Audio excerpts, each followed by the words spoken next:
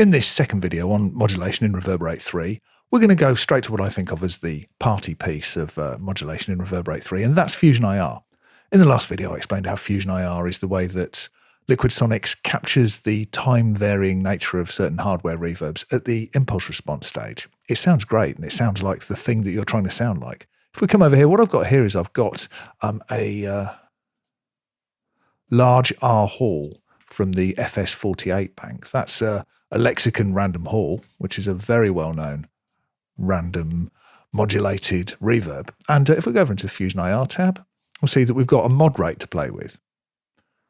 We'll stick with this piano example because it does make these modulation artifacts quite apparent. And there's a little bit of kind of drift in there.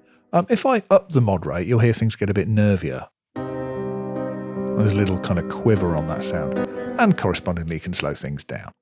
Something worth mentioning while I'm in here is these two settings here, early modulation enabled and early modulation disabled.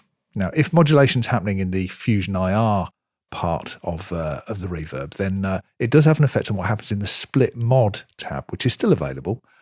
If early modulation is disabled, then over here, early modulation is still available in split mod, but if we enable early modulation in Fusion IR, it's not available over here. So if you're finding that, that's why. Okay, so what I'm going to do now is I'm going to switch off disable Reverb Engine 1, pop over into Reverb Engine 2, and what we've got here is a parallel stereo, a two-channel impulse response. Now, if we've got that, in the last video we talked about true stereo, and how that involves crossfeed between the left and the right channels at the capture stage and a four-channel impulse response. Sounds complicated. It just makes it sound a little bit more enveloping and kind of nicer. You don't have that because you don't have the four channels to play with in a two-channel impulse response, which a lot of impulse responses are. However, you can fake it in SIMTS. What that stands for, a little cryptic, it's simulated true stereo. So if you switch on the mode here, to one of those two options, then you've got some modulation in here as well. This does the crossfeed delay filtering that's very often involved in these true stereo captures and can fake it to a large degree.